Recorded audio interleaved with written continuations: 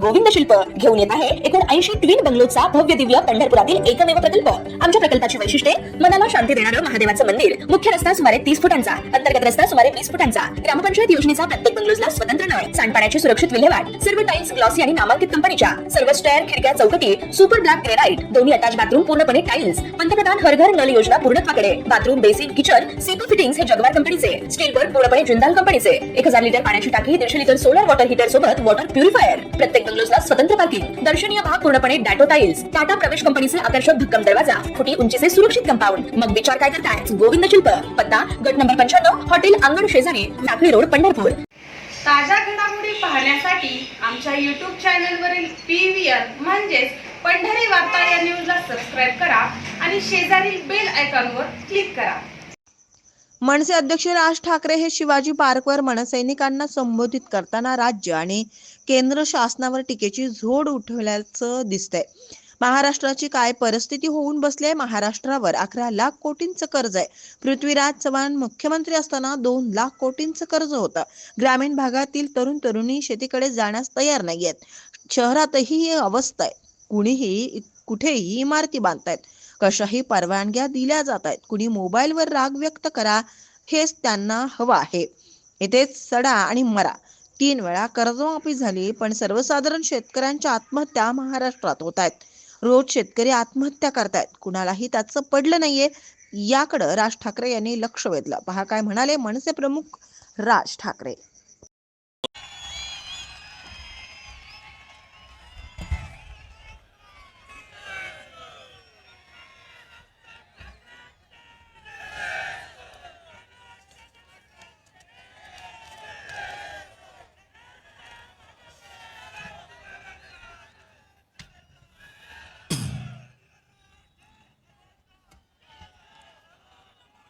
जमलेल्या माझ्या तमाम मराठी बांधवांनो, भगिनींनो आणि मातांनो, सर्वप्रथम मी आपणा सर्वांना गुढीपाडव्याच्या मराठी नववर्षाच्या मी मनपूर्वक शुभेच्छा देतो।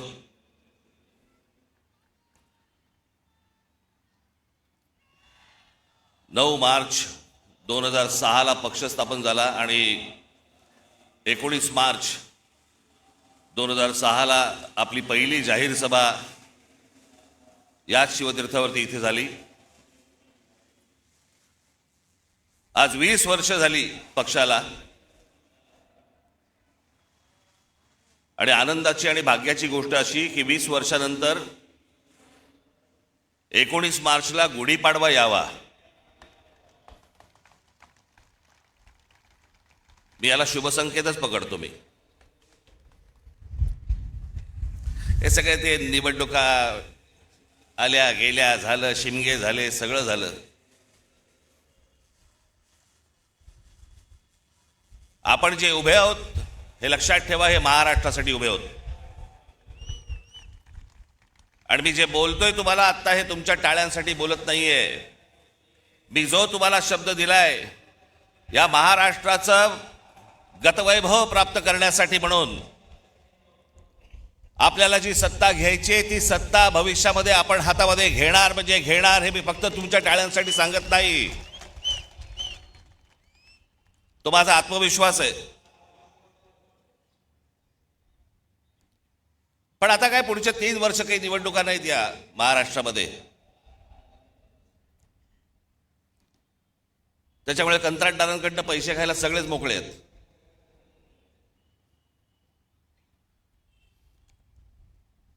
आज देशातही एक धाकधूक सुरू आहे, भीषण परिस्थिती आहे, गॅस मिळत नाहीयेत। नेहमी नॉर्मलला असणारे लोक सध्या गॅसवर आहेत।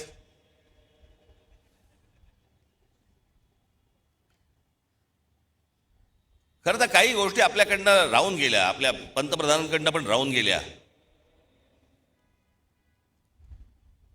जो इराण इतकी वर्ष आपल्याला साथ देत होता, त्या इराणवरती ज्या प्रकारचे हल्ले होत आहेत आज, आपण इराणला साथ द्यायला पाहिजे होती।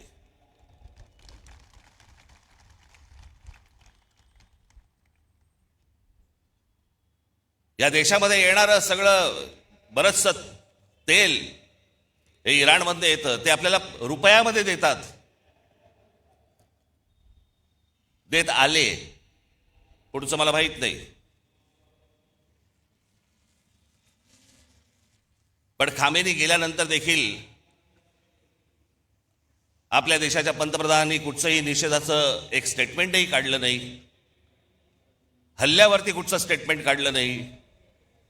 जो देश आजपर्यंत जम्मू काश्मीरच्या प्रश्नावरती देखील आपल्याला पाठिंबा देत आला, भारताला पाठिंबा देत आला, त्यांच्या मागे आपण आज अडचणीच्या काळामध्ये उभे राहिलो नाही, याचा त्रास निश्चित भविष्यात होणार आपल्याला.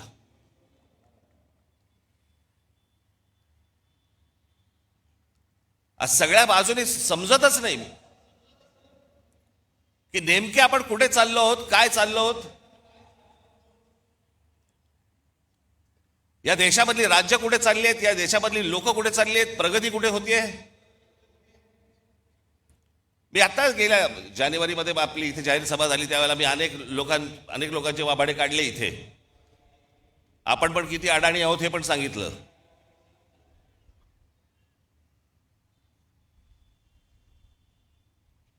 हे जे मी तुम्हाला सांगतो हे लक्षात ठेवत जाय, विसरत जाऊ नका.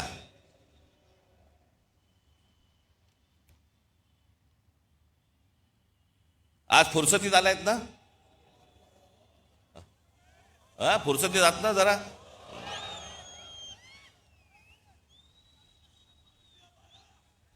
काय उद्या 12 वाजे मी एकट्याने भाषण करत बसायचं, तुला काय बसून ऐकायला.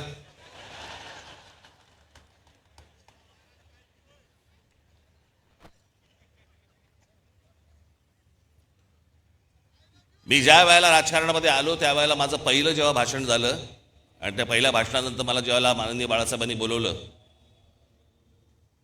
एक वाक्य सांगितली होती त्यावेळेला. काही जसं स्क्रू फिट व्हावा ना तशी आतमध्ये गेली ती वाक्य.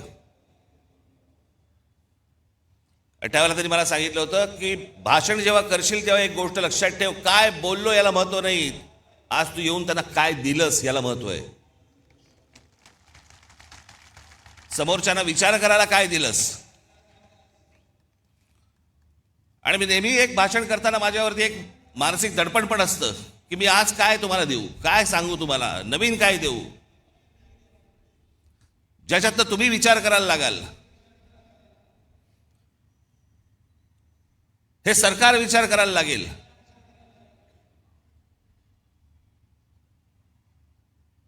पण आज तुम्हाला सगळ्यांना, देशालाच अख्ख्या करमणुकीमध्ये गुंतवून ठेवले. करमणुकीमध्ये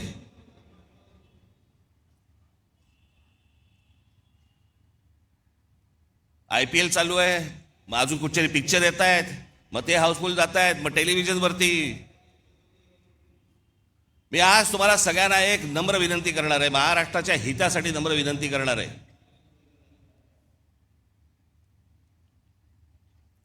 पहिल्यांदा त्या मोबाईल फोनच्या इंस्टाग्राम मधनं बाहेर या.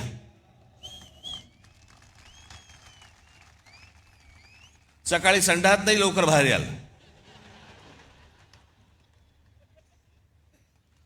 मध्यंतरी ते आमचे ते काय ते रील बाज वगैरे सगळे आले होते, मी माझ्याकडे नव्हतं ते मोबाईलवरती, ते टाकलं,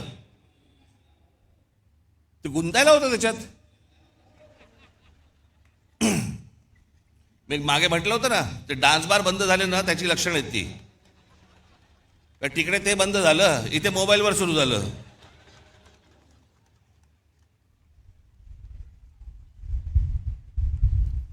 हे मी तुम्हाला का सांगतोय, कारण तुम्हाला गुंतवून ठेवले आतमध्ये. तुम्हाला ह्या सगळ्या करमणुकी आणि या सगळ्या गोष्टींमध्ये गुंतवून ठेवायचं आणि सरकारला तुम्ही प्रश्न नाही विचारायचे. सरकारला तुम्ही प्रश्नच विचारता कामा नयेत. तुम्ही इतके अडकून आतमध्ये गेले पाहिजेत की त्या गोष्टींचा विचारही तुम्ही मनामध्ये आणता कामा नये. याच्यासाठीच हे डिझाईन आहे.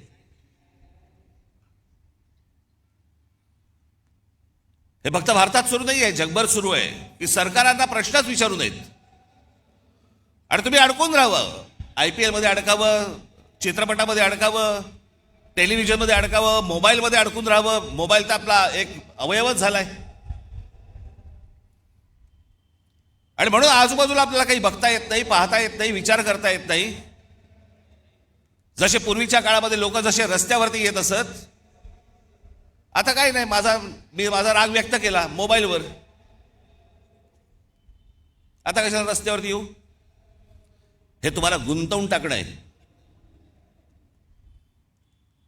आणि मग महाराष्ट्रामधले जे प्रश्न आहेत, महाराष्ट्रातले जे सत्ताधारी आहेत, यांना प्रश्नच विचारायचे नाहीत. एका बाजूला आमच्या टेलिव्हिजन चॅनलवाल्यांची वाट लावून ठेवली आहे. सारखा वरून दबाव, सारखा वरून दबाव.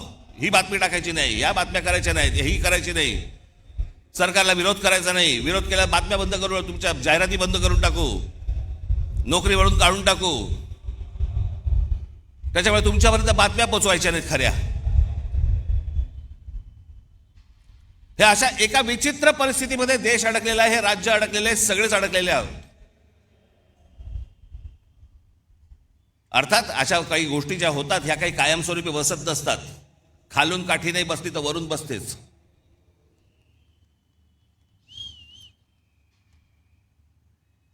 पण ह्या सतत गोष्टी मी तुम्हाला सतत का सांगतोय, ह्या डोक्यात ठेवल्या पाहिजेत तुम्ही. या करमणुकीच्या या गटारगंगा ज्या आहेत ना, या तुम्ही नका वाहत जाऊ.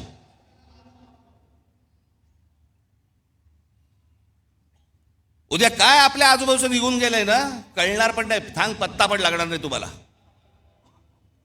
कारण आम्ही अडकले मोबाईलमध्ये.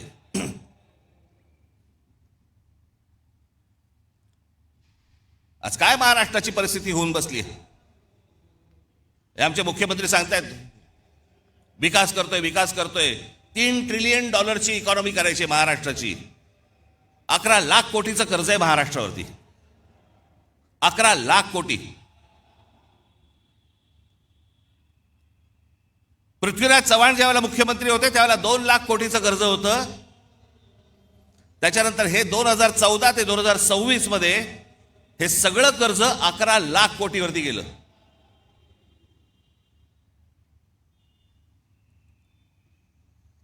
शहरांची अवस्था बघा.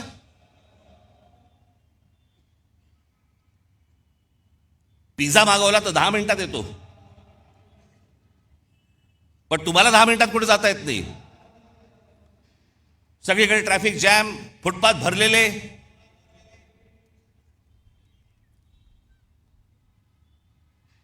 काय आयुष्य नावाची काय गोष्ट असते की नाही? एखाद्याच्या तुमच्या मनात येते की नाही की माझं काय आयुष्य आहे?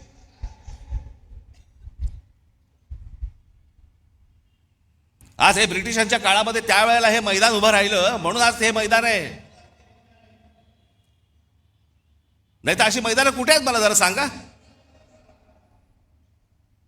जी मैदानं उभी राहिली आहेत ते त्या त्या काळात उभी राहिलेली आहेत.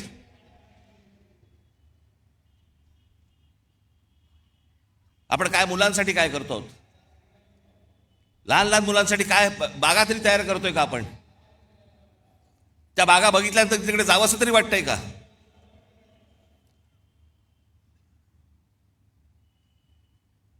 आज शहराची आज संपूर्णपणे शहर अख्खी कोलमडून पडलेली आहेत.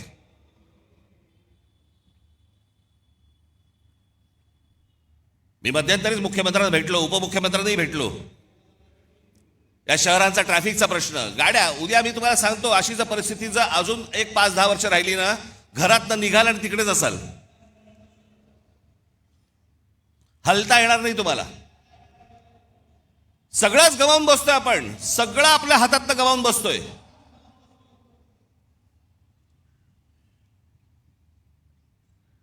आज ग्रामीण भागामधला माझा तरुण, माझ्या तरुणी आज शेतीकडे वळायला तयार नाहीत. ते म्हणतात नाही आम्हाला शहरात जायचंय. शहरात आल्यावर ही शहराची अवस्था. या देशातलं, महाराष्ट्रातलं प्रत्येक शहर बघा ना, त्याला काही आकार ना उकार ना काही नाही त्याला. कोणी येतंय, कुठेही इमारती बांधतंय, कोणी काहीही करतंय, कोणालाही कसल्याही परवानगी दिली जात आहेत. आणि तुम्ही ते पाहता आणि राग मोबाईलवरती व्यक्त करताय. हेच त्यांना हवंय की तुम्ही रस्त्यावरती येताच कामा नयेत, तुम्ही या गोष्टींचा विचारच करता कामा नयेत. असेच सडा, असेच मरा.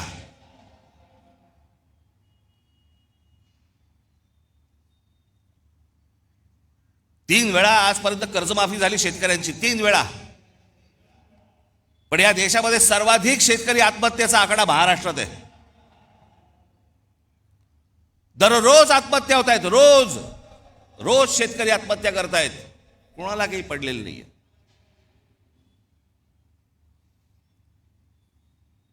हे इथे तुमच्यासाठी कोस्टल रोड बांधतायत, आम्हीच त्याची स्तुती करतो. आमचा मराठी माणूसच स्तुती करतो, छान झालाय ना रस्ता, अरे तो तुझी वाट लावायला झालाय. तुला कल्पना नाही तो रस्ता कशासाठी झालाय. तो तुमच्यासाठी झालेला रस्ता नाहीये, तो बाकीच्यांना आत येण्यासाठी आणि तुम्हाला बाहेर जाण्यासाठीचा रस्ता आहे. तो आम्हाला अजून अंदाज येत नाही. आमच्या दरवाज्यावरती जोपर्यंत टकटक होत नाही तोपर्यंत आम्हाला समजतच नाही. आज सगळ्या शहरांमधल्या सगळ्या जमिनी चालल्या आहेत. हे अडाणी सारखे उद्योगपती सगळे घेत बसले, सरकार न बघता सह्या करतंय. हा सगळा पाडा मी मागच्या वेळेला वाचला होता. त्याच्यात आपण महाराष्ट्र म्हणून आपलं महाराष्ट्राचं स्वतःचं अस्तित्व गमावून बसतोय, आपली महाराष्ट्राची ओळख गमावून बसतोय, आपली भाषा गमावून बसतोय. मी मागे पण सांगितलं होतं ना, एकदा ती गोष्ट हातातनं गेली की परत येणार नाही. भाषा संपली म्हणून अनेक देश संपलेले आहेत या जगामध्ये. तुम्हाला जग ज्याला म्हणतं की तुम्ही कोण आहात, मराठी माणूस आहात. मराठी माणूस आहात म्हणजे कोण आहात, मराठी भाषा बोलणारे आहात म्हणून तुम्ही मराठी माणूस आहात.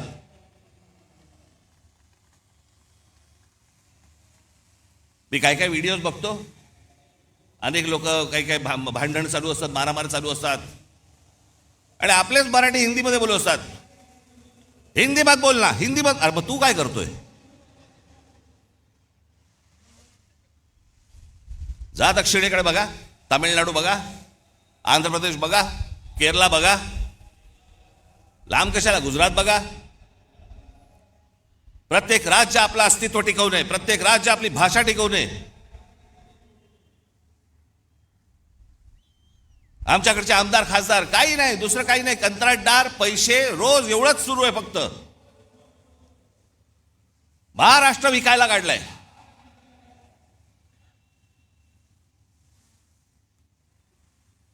आज मुख्यमंत्र्यांकडे गृह खातं आहे. संपूर्ण महाराष्ट्रभर सगळ्या ठिकाणी ड्रग्ज विकले जात आहेत. शाळांमध्ये ड्रग्ज जात आहेत, कॉलेजमध्ये ड्रग्ज जात आहेत. तरुण तरुणी सगळे व्यसनाधीन होत आहेत ड्रग्सच्या आहारी लागून. काय करणार आहोत काय महाराष्ट्राचा? पण ग्रामीण भागामध्ये प्रगती होत नाही. ग्रामीण भागातली माझी मुलं मुली आज इथे शहरामध्ये येतात, शहरं बकाला पडलेली आहेत, शहरामध्ये ड्रग्ज मिळत आहेत, लहान लहान मुली आणि लहान लहान मुलं पळवली जात आहेत. माझ्याकडे तर एक आकडा आहे,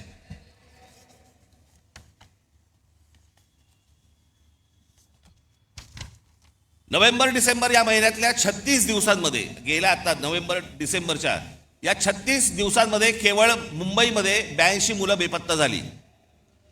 जानेवारी ते नोव्हेंबर 2025 या कालावधीत महाराष्ट्रातील नवी मुंबई शहरात तब्बल 499 मुलांच्या अपहरणाच्या घटना नोंदवण्यात आल्या. त्यातली 41 मुले अद्याप बेपत्ता आहेत.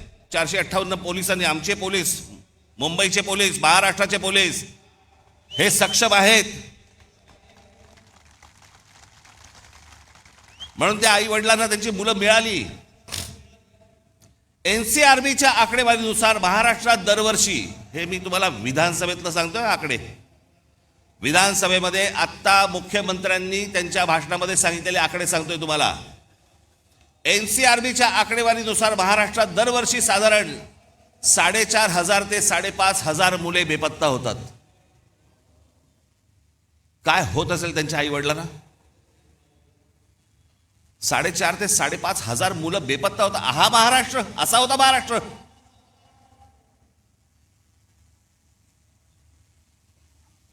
दोन 2022 मध्ये 5,398 आणि 2023 मध्ये 4,619 प्रकरणे नोंदवली गेली. या प्रकरणांमध्ये मुलींचे प्रमाण अधिक दिसते.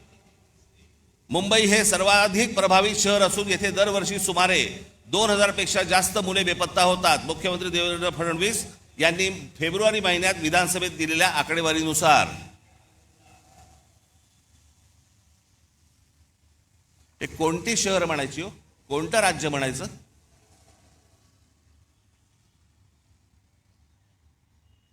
तुमच्या भाषेची हमी नाही, तुमची हमी नाही, तुमच्या पोराबाळांची हमी नाही, कशाचीही हमी नाही. अशी कुठचीही हमी नसलेलं हे या राज्यामध्ये तुम्ही राहताय आणि म्हणायचं आम्ही शिवरायांच्या राज्यात राहतो.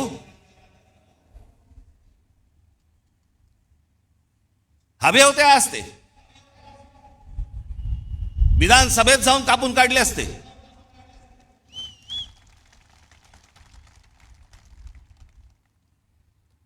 पण आम्हाला माहितीच नाही. राज ठाकरे जेव्हा सांगणार आकडे त्यावेळेला आम्हाला कळणार, कारण आम्ही कशात गुंतलोय? आम्ही इंस्टाग्राममध्ये गुंतलोय.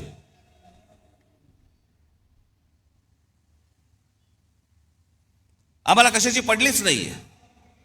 आम्ही आमची संपूर्णपणे ओळख विसरून गेलेलो आहोत.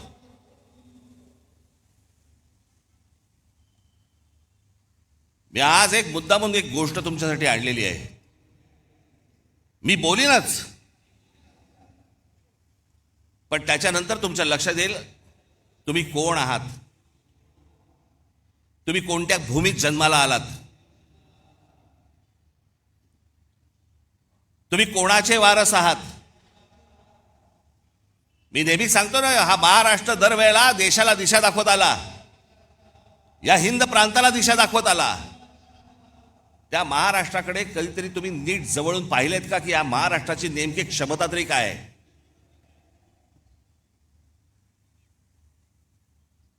हजारो माणसं आहेत. मी थोडक्यात काही माणसं तुमच्या समोर आणली आहेत. फक्त महाराष्ट्राची तुम्ही फक्त परंपरा, महाराष्ट्राचा फक्त इतिहास फक्त तुम्ही फक्त बघून घ्या. मी फक्त तुमच्यासमोर नावं वाचणार आहे.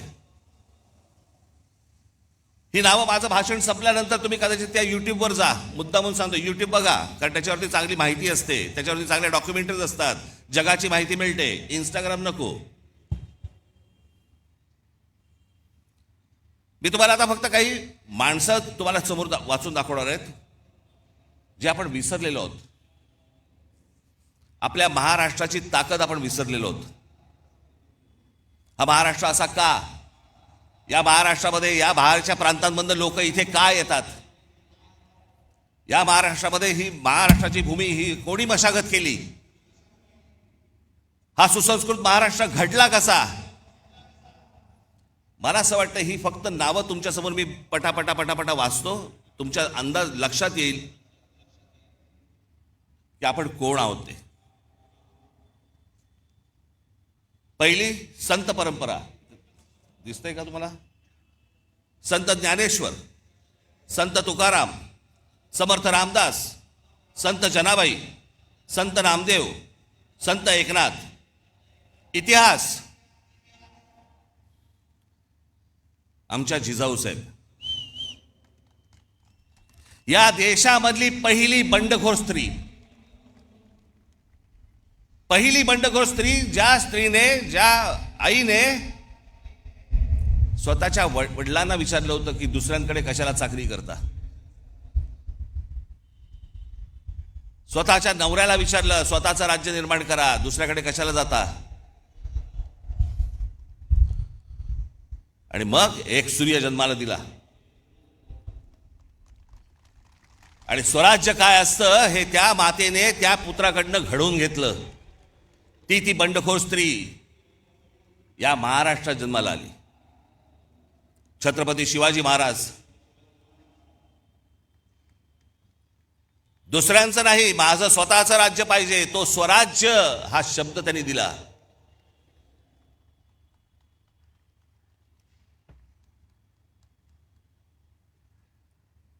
छत्रपती संभाजी महाराज, छत्रपती शिवरायांच्या मृत्यूनंतर स्वराज्य टिकवण्यासाठी आणि वाढवण्यासाठी अंतर्गत कलहाशी आणि शत्रूशी समर्थपणे आणि प्राणपणाने लढणारे धर्मवीर.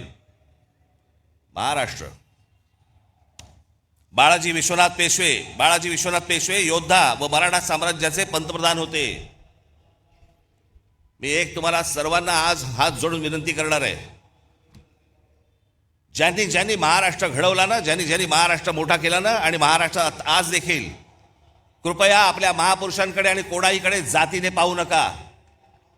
त्यांनी या महाराष्ट्रासाठी काय योगदान दिलं ना, ते सर्वात महत्वाचं आहे. हे तुम्हाला त्यांच्या मतांसाठी म्हणून तुम्हाला जातीमध्ये भिडवतायत आणि महाराष्ट्रामधून प्रत्येकाला वेगळं करतायत. हे कृपा करून करू नका.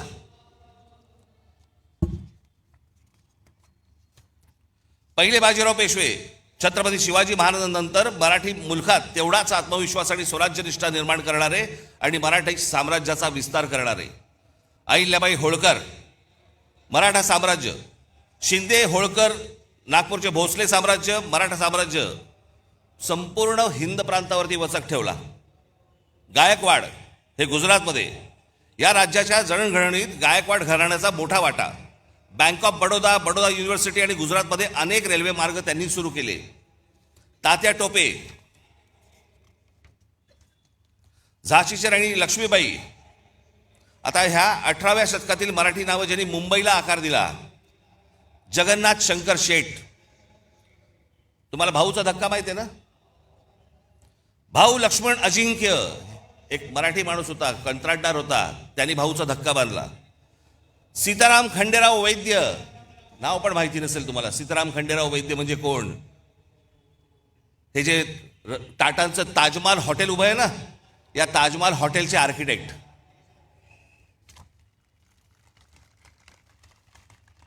समाज सुधारणा, महात्मा ज्योतिबा फुले, सावित्रीदेवी फुले, महादेव गोविंद रानडे, गोपाळ हरी देशमुख उर्फ लोकहितवादी, लोकमान्य टिळक, गोपाळ गणेश आगरकर, गोपाळ कृष्ण गोखले. माझ्याकडे या सगळ्यांचा इतिहास आहे, परंतु मी प्रत्येकाचा इतिहास सांगत बसलो 12 वाजतील.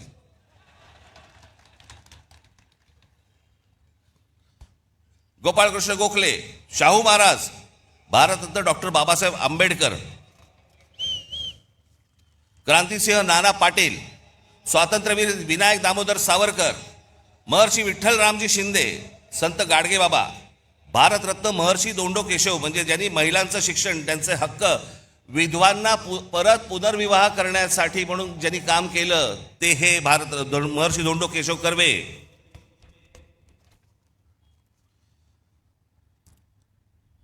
रामकृष्ण गोपाळ भांडारकर, हे भांडारकर युनिव्हर्सिटी आहे ना. भारतरत्न पांडुरंग वामन काणे, थोर भारतीय प्राच्य विद्या संशोधक, संस्कृत पंडित, धर्मशास्त्राचा इतिहास लिहिला या माणसाने. हे सगळे महाराष्ट्रात जन्माला आले. तर भारतरत्न विनोबा भावे, प्रबोधनकार ठाकरे, तुमचे आजोबा, धर्मातील चुकीच्या रूढी परंपरांवरती प्रहार करणारा हा माणूस. म्हणजे त्यांची पुस्तकं आजही आणून वाचा तुम्ही. अनेक लोक म्हणतात, अनेक जण सांगतात की म्हणे प्रबोधनकार ठाकरे हे ब्राह्मण विरोधी होते. माझे आजोबा कधी ब्राह्मण विरोधी नव्हते, भट्ट भिक्षुकीच्या विरोधात होते. धर्माच्या नावाने जी पिळवणूक व्हायची त्याच्या विरोधातले होते ते कुठच्याही समाजाच्या विरोधातले कधीही नव्हते. पण वाचनामधनं आपल्याला जेवढं हवंय तेवढंच काढून घ्यायचं. त्याच्यामुळे ह्या सगळ्या लोकांकडे पाहताना तुम्ही तुमचे तर्क लावू नका किंवा तुमच्या डोक्यात भरवलेले तर्क लावू नका. स्वतः वाचा, स्वतः पहा. कर्मवीर भाऊराव पाटील, पंडिता रमाबाई, आनंदीबाई जोशी ज्या पहिल्या डॉक्टर झाल्या,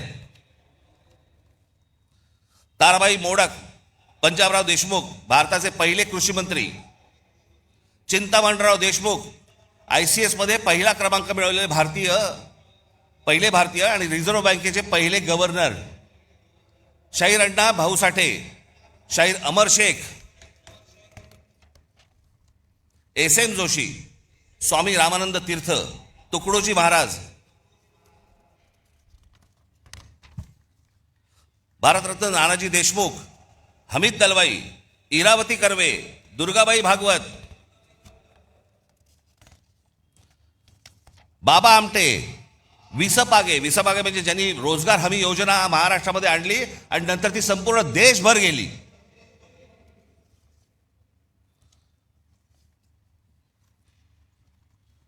अनेक नेते होऊन गेले महाराष्ट्रामध्ये,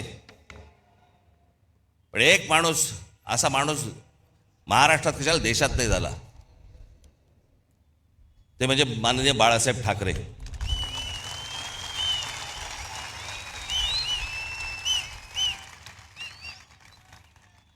मराठी माणसाच्या मनात जी मराठी अस्मितेचा जो अंगार फुलवला हा पहिला या माणसाने.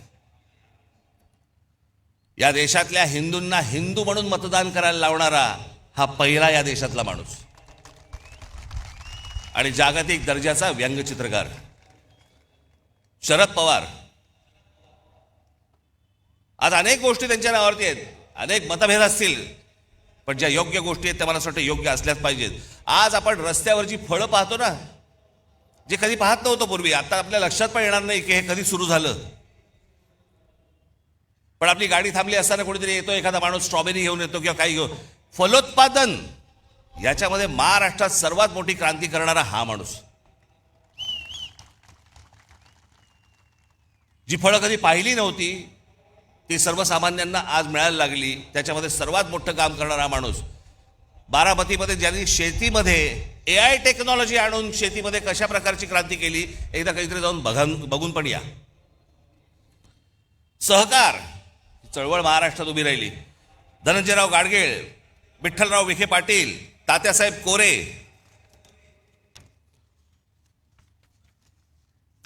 आता महाराष्ट्राच्या देशाला राजकारणातला आकार देणारे भारतीय काँग्रेस, जो काँग्रेस पक्ष आपण म्हणतो, त्या पक्षाची स्थापना महाराष्ट्रात झाली. RSS, या RSSचे 6 सरसंघचालक झाले. या 6 संघचालकांमध्ये 4 मराठी झाले आजपर्यंत. आणि निर्माण करणारा देखील मराठीच. हेडगेवार. श्रीपाद अमृत डांगे ज्यांनी कम्युनिस्ट चळवळ मोठी केली. महाराष्ट्र. शेतकरी कामगार पक्षाची स्थापना झाली 1946 साली, स्वातंत्र्याच्या 1 वर्ष अगोदर. कळलं का? ती केली शंकरराव मोरेने आणि केशवराव जेधे आणि नाना पाटील यांनी. तुम्हाला आश्चर्य वाटेल,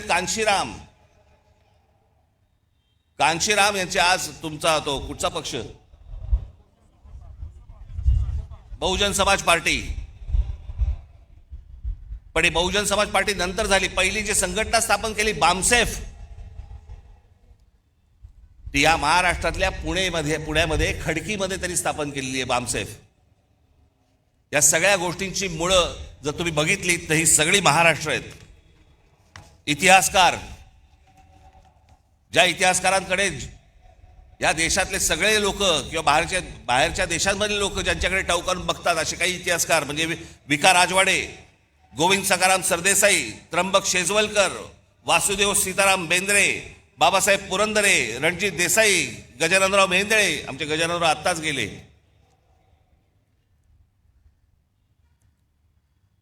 अनेकदा त्यांच्या भेटी व्हायच्या गजाननरावांच्या.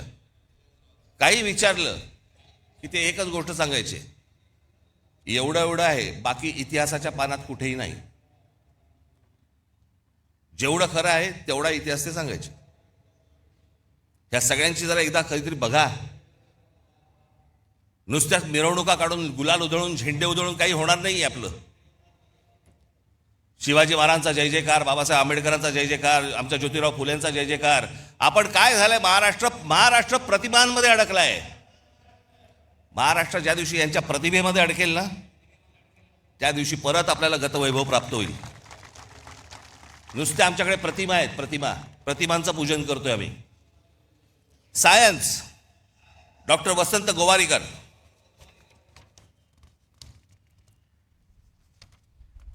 बाकीची पानं कुठे गेली रे?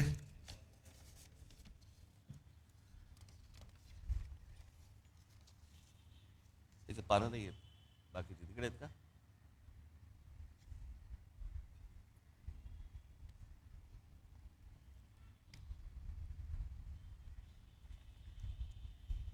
इधर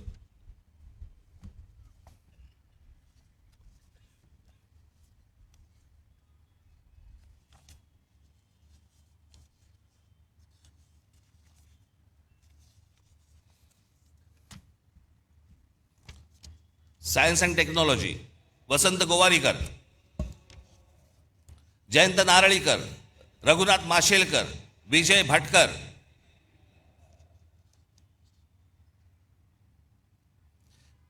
तुम्हाला कदाचित कल्पना नसेल, परंतु एक गोष्ट सांगतो.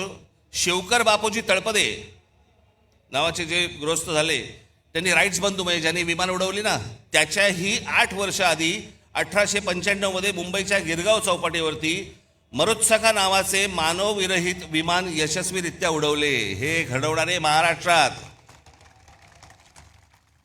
पत्रकार बाळशास्त्री जांभेकर, नारायण दीनानाथ वेलकर. तुम्ही म्हणाले कोण आहेत नारायण दीनानाथ वेलकर? तुम्ही जर ऐकाल तर तुम्हाला प्रश्न पडेल, हे आपल्यापर्यंत आलं कसं नाही अजूनपर्यंत. टाइम्स ऑफ इंडियाचे संस्थापक मालक. 1840 मध्ये मुंबईचे पहिले भारतीय महापालिका आयुक्त ते जेई ब्रेनन या ब्रिटिश व्यक्तीसोबत 1838 साली त्यांनी बॉम्बे स्टँडर्ड हे वृत्तपत्र सुरू केले, जी कंपनी 1860 पर्यंत त्यांनी चालवली आणि पुढे रॉबर्ट नाईट या ब्रिटिश व्यक्तीने ते विकत घेतलं आणि त्याचं नाव टाइम्स ऑफ इंडिया असं ठेवलं. सुरू करणारा मराठी माणूस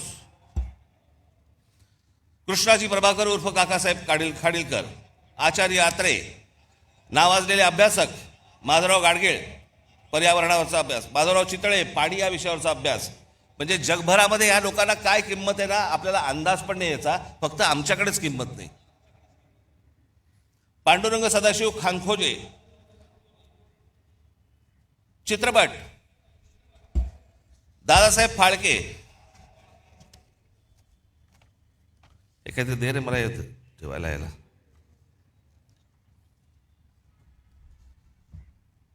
दादासाहेब फाळके, बाबूराव पेंटर, व्ही शांताराम.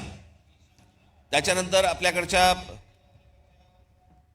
चित्रपट क्षेत्रातील काही मीनाक्षी शिरोडकर, शोभना समर्थ, माधुरी दीक्षित, सुलोचना. अजून एक नाव तुम्हाला सांगणार आहे ज्याच्यामध्ये तुम्हाला प्रश्न पडेल की अरे अजूनपर्यंत आम्हाला कसं माहित नाही. हिंदी चित्रपट सृष्टीमधले जवळपास 6300 गाणी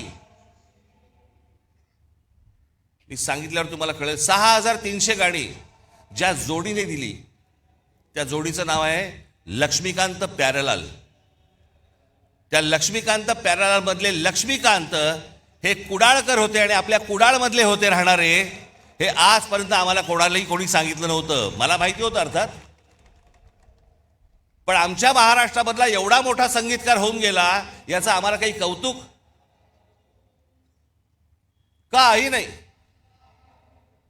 आमच्या लोकांबद्दल आम्हाला कौतुकच नाही. अहो आत्तापर्यंत आपल्याला 8 साधारणपणे भारतरत्न मिळाली. या 8 भारतरत्नांमध्ये 4 भारतरत्न ही एकट्या दापोलीमधली आहेत, पण आम्हाला काही देणं घेणंच नाही त्याच्याशी. बावा काणे, धोंडो केशव कर्वे, विनोबा भावे. आमच्या बाबासाहेबांचा जन्म इंदोरचा, पण संपूर्ण बालपण मोठेपण सगळं त्यांचं तिकडे दापोलीत गेलं.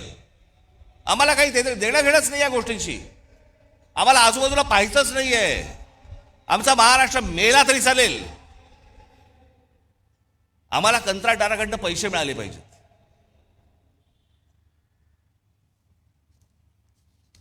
सी रामचंद्र, या महाराष्ट्राचा सगळ्यात मोठा सुपरस्टार दादा कोंडके, ज्यांनी छाप पाडली, या देशावरती छाप पाडली. निळू फुले, नाना पाटेकर, अमोल पालेकर, अशोक सराफ, आशुतोष गोवारीकर. गायक भारतरत्न पंडित भीमसेन जोशी, लता मंगेशकर, आशा भोसले, कुमार गंधर्व, किशोरी आमोणकर, जितेंद्र अभिषेक. चित्रकार दीनानाथ दलाल, वासुदेव गायतोंडे, माधव सातवळेकर. मी एकेकावरती, या एकेका माणसावरती मी एक तास बोलू शकतो. पी ए धोंड, आचरेकर, सडवेलकर, एस एम पंडित. तुमच्यापैकी बरेच जण हे त्या तामिळनाडूला आपल्या स्वामी विवेकानंदांचं जिथे पुतळा आहे ना, तिथे काही जण गेला असाल. मी गेलो होतो. पुतळा पाहिल्यानंतर मी असा उलटा मागे फिरलो. मागे वळलो तर तिथे 2 पेंटिंग्स होती. एक परमहंसांचं होतं आणि एक त्यांच्या पत्नीचं होतं. पण मी जवळ जाऊन पाहिलं तर ते एस एम पंडितांचं पेंटिंग होतं. दोन्ही पेंटिंग एस एम पंडितांची होती. या इथे बाजूच्या गल्लीत राहायची. इथे आम्हाला काही देणं घेणं नाही.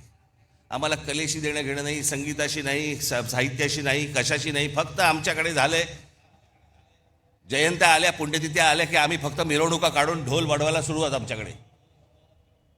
पण आमच्याकडे काय पेरून ठेवलंय, काय होऊन गेलंय याचा आम्हाला अंदाजच नाही. शिल्पकार सदाशिव साठे म्हणजे गेटवे ऑफ इंडियाचा जो पुतळा आहे तो शिल्पकार साठेंनी उभा केलाय.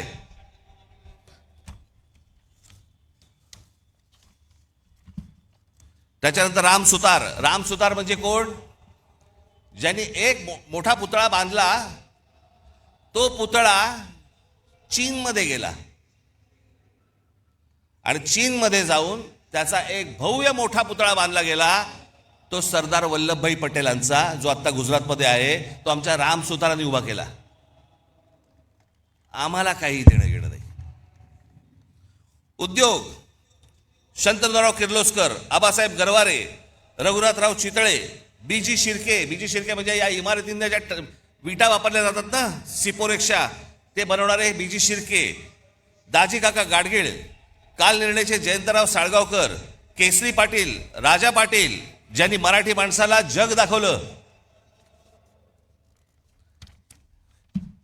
HS केळकर, आम्हाला माहित नाही, फक्त आम्हाला कॉलेज माहिती आहे ठाण्याचं.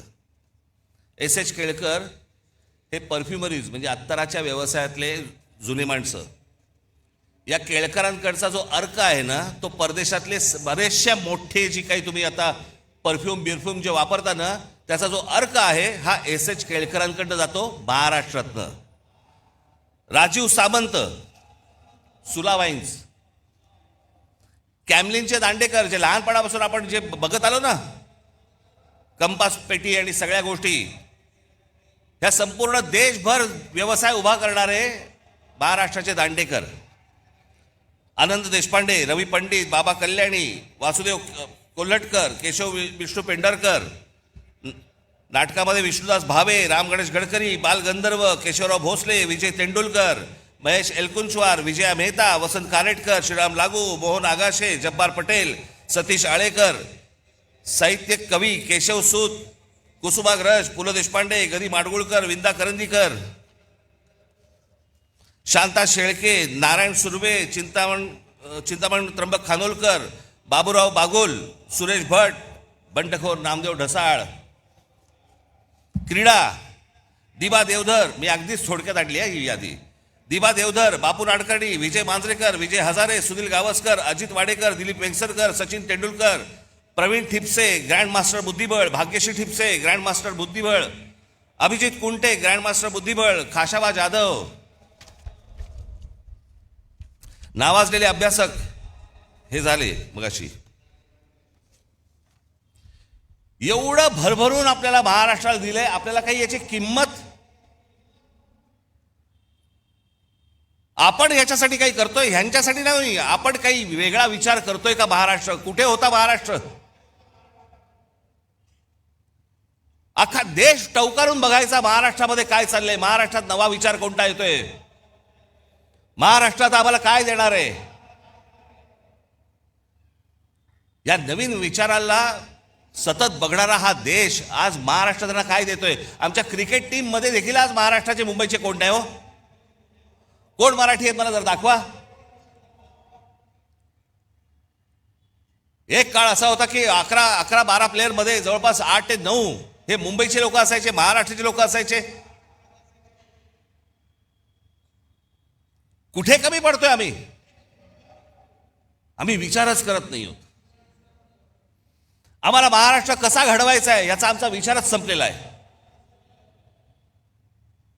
आमच्यावरती सरकार येत आहेत आणि लादतायत, वाटेल त्या गोष्टी रोज येत आहेत, नवीन कायदे करतायत, नवीन नियम करतायत. आम्हाला लक्ष द्यायला वेळ नाही. आम्ही गुंतलोय करमणुकीमध्ये. तुम्हा आम्हाला महाराष्ट्रातल्या या जनतेला सगळ्यांना मिळून, तरुण आणि तरुणींना, नवीन येणाऱ्या लोकांना, मुलांना हा भविष्यातला महाराष्ट्र घडवायचा आहे. हा तुम्ही आम्हीच घडवायचा आहे. सरकारवरती अवलंबून राहून होणार नाही. आणि म्हणून मी आज एक नवीन योजना तुमच्या समोर आज आणतोय. 2006 साली याच व्यासपीठावरती इथे उभं राहून मी म्हटलं होतं की मी महाराष्ट्राचा विकास आराखडा आणीन, महाराष्ट्राची मी ब्ल्यूप्रिंट आणीन. मग एका पत्रकार परिषदेत मला एका पत्रकाराने विचारलं, ती तुमची ब्ल्यू फिल्म कधी येणार आहे? तर मी म्हटलं की मी ती आणली असतं बरं झालं असतं, त्यांनी किमान पाहिली तरी असती. पण त्या 2006 साली मी जेव्हा म्हटलं होतं मी महाराष्ट्राची ब्ल्यूप्रिंट आणीन, महाराष्ट्राचा विकास आराखडा आणीन, 2014ला आणला. 2006 ते 2014 महाराष्ट्रात जिथे जिथे मी गेलो, जिथे जिथे पत्रकार परिषदा झाल्या, सर्वजण कुत्सितपणे मला विचारायचे, काय ते ब्ल्यूप्रिंटचं काय झालं, कुठपर्यंत आलं, ते विकास आराखड्याचं काय झालं, कुठपर्यंत आलं. प्रत्येक पत्रकार परिषदेमध्ये असताना, चालू असताना किंवा नंतर हे प्रश्न असायचेच. जेव्हा आणली 2014, आज 2026, या क्षणापर्यंत मला कुठच्या पत्रकाराने प्रश्न विचारला नाही त्या ब्ल्यूप्रिंटमध्ये आहे काय, कारण वाचलीच नाही. त्याला वाचण्यात इंटरेस्ट नव्हता, हिणवण्यात होता. असो, पण तो काळ लोटला गेला. आज जवळपास त्याही गोष्टीला आज 12 वर्ष होऊन गेली. अनेक तज्ज्ञांना त्यावेळेला बरोबर घेतलं होतं, अनेक गोष्टी त्यामध्ये केल्या होत्या. गेल्या 10-12 वर्षामध्ये अनेक महाराष्ट्रही बदलला, खूप गोष्टी बदलल्या, विचारात महाराष्ट्र बदलला.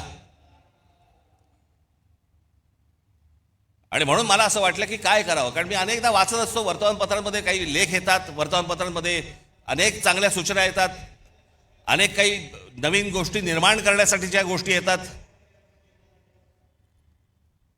आणि मग विचार केला की या सगळ्या गोष्टींसाठी एक कुठेतरी आपल्याला एक प्लॅटफॉर्म उभा करायला लागेल.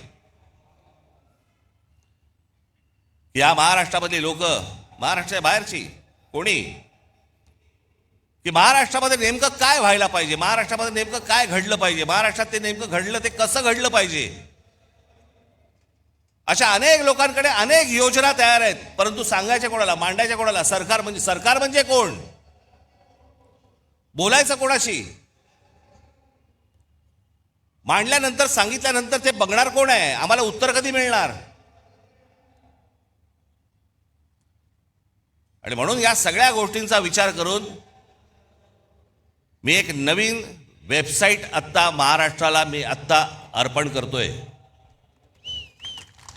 की ज्या वेबसाईटवरती तुम्ही येऊन तुमचे विचार, पण विचार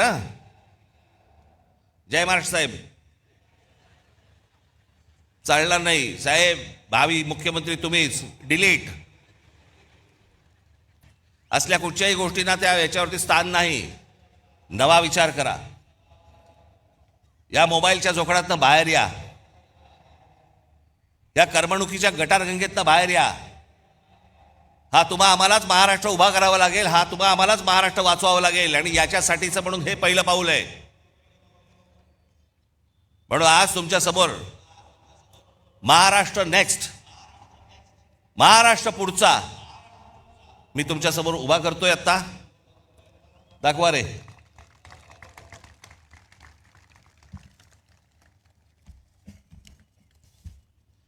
याच्यामध्ये हे सुरू झाल्यावरती तुम्हाला ऑप्शन्स आहेत, मराठी आणि इंग्रजी. त्याच्यामध्ये तुम्ही मराठीमध्ये गेलात की त्याच्या बाजूला एक ऑडिओ फिल्म आहे, ही वेबसाईट कशी वापरायची. त्याच्यामध्ये आपल्या कल्पना नोंदवण्यासाठी म्हणून मी काही खाली विषय दिलेले आहेत, 27 विषय आहेत. ते 27 विषय फक्त मी तुम्हाला वाचून दाखवतो, ज्याच्यामध्ये ज्या ज्या आपल्या स्वतःच्या कल्पना असतील, ज्या काही नवीन आपल्याला निर्माण करायचं असेल, ते तुम्ही मांडू शकता. आपण म्हणजे आम्ही तुमच्यामधले आणि सरकारमधले फक्त वाहक असू. आणि सरकारकडनं ही गोष्ट कशी करून घ्यायची जर ती योग्य असेल, कारण हे पहिलं जाणार हे तज्ज्ञांकडे, त्या तज्ज्ञांच्या कमिटीकडनं ज्यावेळेला ते मंजूर होणार त्याच्यानंतर हे सरकारकडे जाणार. त्याच्यामुळे ही 27 तुम्हाला इथे गोष्टी दिलेल्या आहेत. त्याच्यामध्ये शेती, रस्ते आणि पायाभूत सुविधा विकास, आरोग्य सेवा व सार्वजनिक आरोग्य व्यवस्था, जमीन, पायाभूत सुविधा, औद्योगिक वसाहती, व्यवसाय सुलभता, प्रादेशिक औद्योगिक संतुलन व सर्वसमावेशक, शालेय उच्च व तंत्र शिक्षण सुधारणा, आदिवासी विकास, सर्वसमावेशक आणि सशक्त महिला व बाल, रोजगार व रोजगार निर्मिती, आपत्ती व्यवस्थापन आणि आपत्तीपूर्व तयारी, क्षेत्रनिहाय औद्योगिक धोरण, गुंतवणूक प्रोत्साहन व थेट विदेशी गुंतवणूक, स्टार्टअप्स आणि भविष्यवेधी उद्योग, ग्रामीण अर्थव्यवस्था आणि ग्रामीण उद्योग विकास, शहरांचा शाश्वत विकास, क्रीडा व युवा विकास, मराठी भाषा संस्कृती ज्ञान परंपरेचा विकास, पारंपरिक आणि अपारंपरिक ऊर्जा, हवामान बदल, पर्यावरण आणि प्रदूषण, सूक्ष्म लघु व मध्यम उद्योग आणि विकास, औद्योगिक कायदे सुधारणा, शाश्वत हरित व पर्यावरणपूरक औद्योगिक विकास, सिंचन, जलव्यवस्थापन व जलसुरक्षा, समृद्ध, स्वावलंबी आणि शाश्वत ग्रामविकास, पर्यटन विकास, कायदा आणि सुव्यवस्था. याच्यामध्ये तुम्ही आतमध्ये गेल्यानंतर आपली कल्पना इथे पुढे नोंदवायची तुम्हाला येईल. त्या प्रत्येक गोष्टीमध्ये 27 गोष्टीमध्ये त्याच्या उपशाखा आहेत. समजा तुम्ही रोजगार आणि रोजगार व रोजगार निर्मिती हा जर विषय घेतला तर त्याच्यामध्ये रोजगार विमुख, कौशल्य प्रशिक्षण, उद्योजकता वगैरे वगैरे असे बरेच विषय त्याच्यामध्ये आहेत.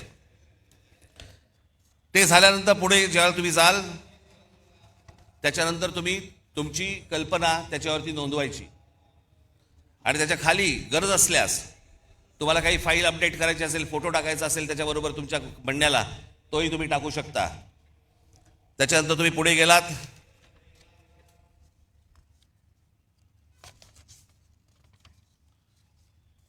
ती फाईल तुम्ही सबमिट केलीत की त्याच्यानंतर तुम्हाला मोबाईल नंबर येईल तुमचा, तो टाकायचा आहे. मोबाईल नंबर आल्यानंतर तुम्हाला एक OTP येईल तुमच्या मोबाईलवरती, तो भरायचा आहे. तो भरला की तुमचं संपूर्ण नाव, पत्ता आणि सर्व माहिती याच्यावरती द्यायची आहे. एक तुम्हाला सांगतो सर्वांना, आज तुम्ही इथे आहात, जे ऐकत आहात ते ऐकत आहात, टेलिव्हिजनवरती जे ऐकत असतील, बघत असतील, त्यांनाही माझं सांगणं आहे, तुम्ही सांगेपर्यंत तुमचं नाव आणि पत्ता आणि मोबाईल नंबर हा सरकारला दिला जाणार नाही. उद्या तुमची कल्पना जर समजा आवडली आणि त्याची जर समजा अंमलबजावणी करायची ठरली आणि त्यांनी विचारलं हा माणूस कोण आहे, तुम्हाला विचारलं जाईल की तुमचं नाव आणि नंबर द्यायचा आहे का. त्याच्यामुळे ती गोष्ट गुपित राहील, पुढे जाणार नाही. त्याच्यानंतर ढकला. आज महाराष्ट्रामध्ये सगळ्याच गोष्टींची कमतरता आहे. कोणाला काही कळत नाही. जो येतोय, कोणतरी येतो, नवा काहीतरी सांगतो, त्याच्याबरोबर कंत्राटदाराला कामं दिली जातात. आपलं ऑइल बाहेरून येतं, आपला गॅस बाहेरून येतो, आपल्याकडे अनेक गोष्टी बाहेरून येतात. मग आपल्याकडे एक काहीतरी टुणटुणं वाजवलं जातं. ते टुणटुणं आहे चांगलं, पण वापरात येऊ शकत नाही, आणि ते म्हणजे स्वदेशीचं. काय करायचं त्या स्वदेशीचं मला जरा सांगा. हा देश ज्याच्यावरती चालतो ते ऑइल पण तुमचं बाहेरून येतंय, तर काय करायचं. मग यासाठी म्हणून ही शहरं उभी करताना, जसं आज दुबई आहे, अबुधाबी आहे, अनेक देश आहेत की ज्यांनी बाहेरचे मेंदू आणले. आज संपूर्ण दुबई जी उभी आहे हे कोण करते? अरब करतायत, अमेरिकन लोक आहेत, ब्रिटिश लोक आहेत, फ्रेंच लोक आहेत, अनेक लोक आहेत. जगभरातल्या लोकांचे मेंदू आणले आणि त्यांनी त्यांचं एक देश, शहर उभं केलं. आमची शहरं का नाही उभी करतायत? आमच्या शहरांना उभं करण्यासाठी, आमच्याकडे चांगलं व्यवस्थापन होण्यासाठी, आमच्या भविष्यातल्या पिढ्यांना चांगलं आयुष्य जगण्यासाठी म्हणून आम्ही का नाही बाहेरून मेंदू आणत आहोत? कसली लाज वाटते. अहो, बाहेर जाऊन नुसते पैसे आणण्यापेक्षा बाहेर जाऊन जर मेंदू आणलेत तर ह्या महाराष्ट्राला उपयोगाचे आहेत. नुसते पैसे काय करायचे पैशांचं? ते पैसे टक्केवारीत संपणार, त्याने काहीही हाताला मिळणार नाही.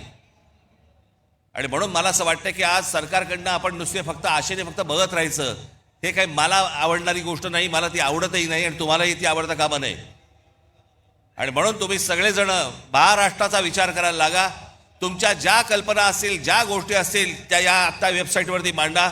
या महाराष्ट्राला आकार देण्याचा एक उत्तम कार्य हे आपल्या हातून घडो, जेणेकरून या महाराष्ट्रासाठी ज्यांनी ज्यांनी खस्ता खाल्लेल्या आहेत त्यांनाही वरती आनंद मिळेल की माझी सर्व लोक महाराष्ट्राची हे महाराष्ट्र वाचवतायत, जगवतायत. याच्यासाठी सगळेजण तुम्ही कामाला लागावं अशी एक आशा अपेक्षा बाळगतो आणि आज आपण सर्वांची मी रजा घेतो. धन्यवाद. जय हिंद, जय महाराष्ट्र.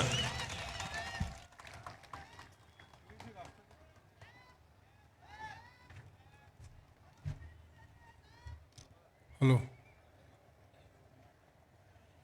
कृपया सर्वांनी राष्ट्रगीताला उभं राहा.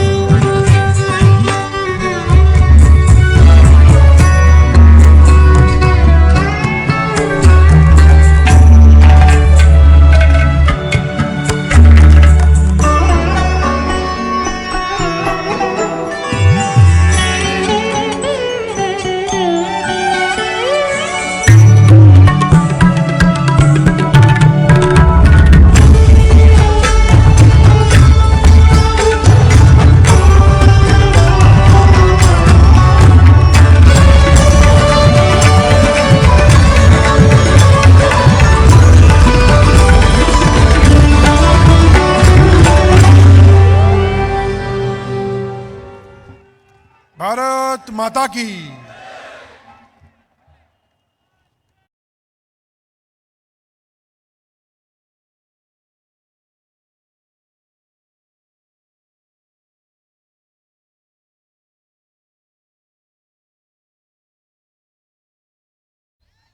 अरे वाचता येत नाही रे. माझी सर्वांना नम्र विनंती आहे की जाताना सर्व ज्या महिला इथे आलेल्या आहेत त्या महिलांना जाण्यासाठी पहिल्यांदा आपण वाट करून द्यावी. धन्यवाद.